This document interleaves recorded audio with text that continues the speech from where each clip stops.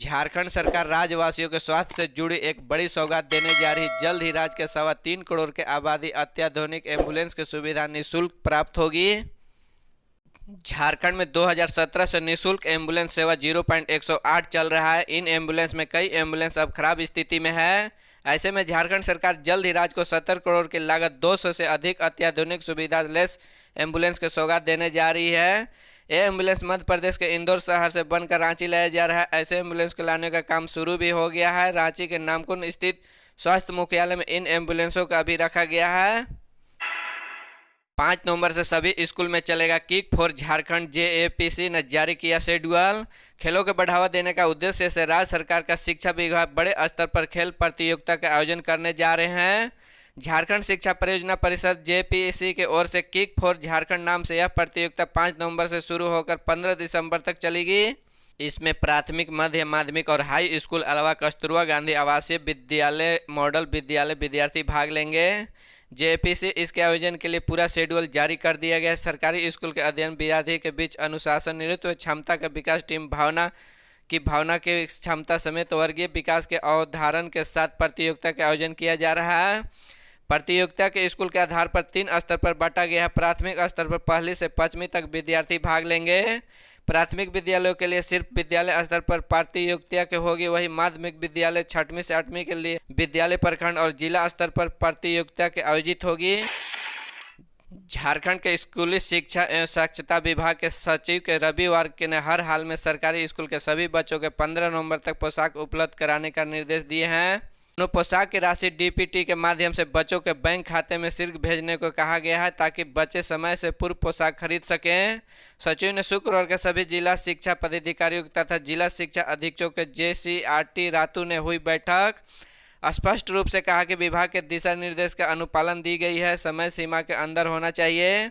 बैठक में सभी झारखंड शिक्षा परियोजना के परिषद, माध्यमिक शिक्षा निदेशालय तथा प्राथमिक शिक्षा निदेशालय के भी पदाधिकारी उपस्थित थे। पर स्थापना के बाद सचिव के जिला के पदाधिकारी के साथ यह पहली बैठक थी। सचिव ने पदाधिकारी को सभी स्कूल के रंग रोग का कार्य में भी हर हाल में 15 नवंबर तक पूरा करने का निर्देश दिए हैं। इसके लिए विभाग द्वारा पूर्व में जारी दिए निर्देश का अनुपालन करने को कहा है। उन्होंने पारा शिक्षक, सहायक अध्यापकों के प्रमाण पत्रों के भी सत्यापन इसी तिथि का पूरा करने को कहा है। इससे पहले सचिव ने सभी जिलों विभिन्न योजनाओं के प्रगति का जानकारी ली है।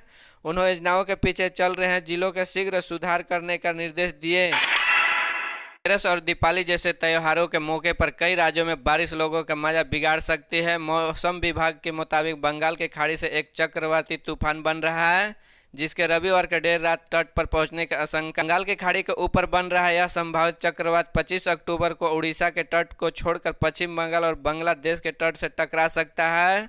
अनुमान यह है कि इसकी वजह से काली पूजा, दीपावली समय बंगाल के बारिश हो सकती है। वहीं झारखंड में 25 से 27 तक राज्य में फिर से बारिश हो सकती है। इस बीच मौसम विभाग के शनिवार रविवार का महाराष्ट्र, कर्नाटक, तमिलनाडु, लक्षद्वीप, जम्मू कश्मीर, हिमाचल प्रदेश और उत्तराखंड के कई हिस्सों में बारिश के भविष्यवाणी है। इसके साथ ही मौसम विभाग का कहना है कि केरल, तमिलनाडु, कर्नाटक और आंध्र प्रदेश के कुछ हिस्सों में 25 अक्टूबर तक बारिश की संभावना है। आईएमडी ने जानकारी दी है कि बंगाल की खाड़ी के कदम दबाव वाले क्षेत्र बन रहा है। अगले 4 दिन इसके लिए तीव्र होकर चक्रवाती तूफान का तब्दील होने की आशंका है। पलामू जिले के मेदिनीनगर की सड़क पर रांची के तर्ज पर अब पिंक सिटी बसें दौड़ेगी। बस कार्य करने के संबंधित प्रक्रिया हो रही है। बस संचालित करने के लिए नगर निगम मांगों के स्वर्ग कराया जाएगा। अस्य निर्णय नगर निगम का आयोजित बोर्ड पर बैठक लिया गया है। इसकी अध्यक्षता महापौर अरुणा शंकर, संचालक नगर आयुक्त समीरा एस ने किया। झारखंड के हेमंत सरकार ने मेदिनीनगर को 4 अद्यतन पिंक सिटी बस का तोहफा दिया है। इसके लिए 2,23,57,569 रुपये की मंजूरी दी गई है। इसे सरासियों को वर्षा का इंतजार का अब तक समाप्त हो गया। ऑपरेशन ऑक्टोपस के तहत पुलिस ने लातेहार छत्तीसगढ़ के सीमा पर स्थित बुढ़ा पहाड़ के नक्सलियों के कब्जे से मुक्त कर लिया। साथ ही अभियान चलाने के लिए कई फॉरवर्ड कैंप के बना लिए हैं। इस बीच खुफिया एजेंसी की सूचना मिली है। बुढ़ा पहाड़ के भागने के बाद शीर्ष नक्सली लातेहार जिला के गारू थाना स्थित एक पहाड़ी इलाके का अपना नया ठिकाना बना रहे हैं। इलाके में जिन बड़े नक्सलियों के सक्रियता की जानकारी मिली है, इनमें नवीन, संदीप, मार्कुस, बाबा सहित अन्य शामिल हैं। उनकी सुरक्षा कुछ अस्थायी नक्सली भी कैंप कर रहे हैं। झारखंड पुलिस को यह भी सूचना मिली है कि जहां नक्सली एक तरह हो रहे हैं, उसके आसपास ग्रामीण भी रहते हैं, इसलिए पुलिस का नक्सलियों के खिलाफ कार्रवाई करने का थोड़ी परेशानी हो रही है। इसलिए पुलिस अधिकारी कार्रवाई के लिए दूसरी राजनीति बना रहे हैं। पुलिस सूत्रों के अनुसार गारू के जिस पहाड़ पर नक्सली एक तरह हो रहे हैं, वहां कुछ वर्षों पूर्व सिख नक्सली अरविंद भी अपने दस्ता के साथ रहता है। गृह रक्षा वाहिनी सह अग्निशमन के एडीजी सुमन गुप्ता ने गृह रक्षा वाहिनी के सभी जिला समादेष्टा को सख्त आदेश दिया है कि वैसे सरकारी कार्यालय जहां निजी सुरक्षा गार्ड लगाए गए, वहां उनके स्थान पर गृह रक्षकों का तैनाती सुनिश्चित कराएं। एडीजी ने यह भी कहा है कि पूर्व में भी अनुपालन पर रिपोर्ट मांगी गई थी, लेकिन अब तक रिपोर्ट नहीं मिली, जो कार्यालय प्रणाली का उदासीनता को दिखा रही है। एडीजी के आदेश पर गृह रक्षा वाहिनी सह अग्निशमन का डीआईजी ने शुक्रवार को इससे संबंधित आदेश जारी कर दिया है। जारी आदेश के अनुसार गृह विभाग ने 12 अप्रैल 2021, 27 अगस्त 2022 को एक पत्र जारी किया था। राज्य सरकार ने किसी भी विभाग के सुरक्षा कार्य में के लिए निजी सुरक्षा गार्डों को नहीं लगाया और आवश्यकता अनुसार गृह रक्षा वाहिनी कार्यालय में 27 मई 2021, 16 दिसंबर 2022 के माध्यम से सभी जिला समादेष्टा को आदेश अनुपालन का निर्देश दिया गया था।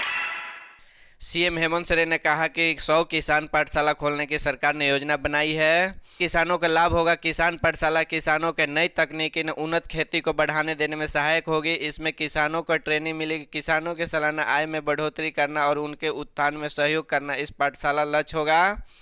मुख्यमंत्री शुक्रवार के खूंटी के करना में आयोजित आपकी योजना आपकी सरकार आपके द्वारा कार्यक्रम में बतौर मुख्य अतिथि बोल रहे थे। सीएम ने कहा कि खूंटी के वीरभूमि यहाँ हक अधिकार को लेकर आंदोलन हुए थे। पूर्व के सरकार ने पत्थलगड़ी के खिलाफ दर्ज मामलों के आपकी सरकार ने वापस लिया है। राज्य सरकार ने राज्यकर्मियों को लेकर भी निर्णय लिया है कि उनकी वर्षा पुरानी मांग पूरी की गई है। सरकार जल्द सहायक पुलिसकर्मियों के भी सम्मानजनक रास्ता निकालने का प्रयास कर रही है। आदिवासी सेंगल अभियान के राष्ट्रीय अध्यक्ष मयूरभंज उड़ीसा के पूर्व सांसद सालखन मुर्मू ने कहा कि झारखंड, उड़ीसा, पश्चिम बंगाल के सत्ताधारी दल क्रम बीजेडी, जेएम और टीएमसी आदिवासियों के साथ केवल वोट और नोट की राजनीति करते हैं। सालखन ने कहा कि इसके दो प्रमाण है। पहला, फिलहाल वोट का लोभ, लालच और स्वार्थ के लिए इन तीनों चीज के तीनों प्रमुख सत्ताधारी दल ने कुर्मी महतो जाति का आदिवासी बनाने का लालच दिखाया है। मुंगेर से लोगों को दीपावली के पहले बड़ा तोहफा मिला है। भागलपुर से जमालपुर के रास्ते गोड्डा टाटानगर के बीच नई साप्ताहिक ट्रेन का शुभारंभ कर दिया गया है। गोड्डा सांसद निशिकांत दुबे ने मालदा डीआरएम ने हरी झंडी दिखाकर ट्रेनों का रवाना किया है। पहले दिन यह ट्रेन उद्घाटन स्पेशल बनकर चलेगी।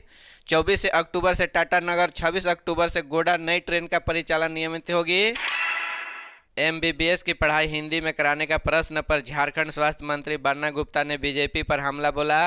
उन्होंने कहा कि प्रत्येक चीज को राष्ट्रवाद, हिंदी ये सब करके वे बीजेपी लोगों के आंख में धूल झोंकने का काम कर रहे हैं। इतना ही अच्छा इनका इरादा है तो 24 जिलों में मेडिकल कॉलेज खोल दे। दरअसल यूक्रेन, रूस, जापान, चीन, किर्गिस्तान एवं फिलीपींस जैसे देशों की भांति अब भारत में मेडिकल पढ़ाई मातृभाषा में होगी। वहीं इस बीच शुक्रवार को झारखंड कैबिनेट ने सेंट्रल कोलफील्ड लिमिटेड सीसीएल द्वारा बनाए जाने वाले स्पेशलिस्ट अस्पताल के लिए रांची में 5.5 एकड़ जमीन पट्टे देने का प्रस्ताव को अनुमति दे दी है। मंत्रिमंडल सचिव वंदना दालेल ने बताया कि कांके क्षेत्र में जमीन 12.82 करोड़ रुपए का भुगतान पर 30 वर्ष की अवधि के लिए का विकल्प के साथ लीज पर दिया जाएगा। केंद्र सरकार के एक अध्ययन का निष्कर्षों से पता चलता है कि झारखंड और पश्चिम बंगाल और झारखंड के आधी से आधी महिला की शादी 21 साल की उम्र से पहले हो जाती है। उन्होंने कहा कि निष्कर्षों के यह भी स्पष्ट है कि सरकारी योजनाओं के लाभ आबादी का वांछित वर्ग तक नहीं पहुंच रहा है। पिछले महीने के अंत में प्रकाशित हुई स्टडी में पाया गया कि झारखंड और पश्चिम बंगाल देश के दो ऐसे राज्य हैं जहां आधी से ज़्यादा महिलाओं की शादी 21 साल की उम्र से पहले हो जाती है। हालांकि कुछ विशेषज्ञों ने डेटा के प्रामाणिकता के बारे में संदेश व्यक्त किया गया, क्योंकि यह सर्वेक्षण कोविड-19 महामारी के दौरान किया गया था।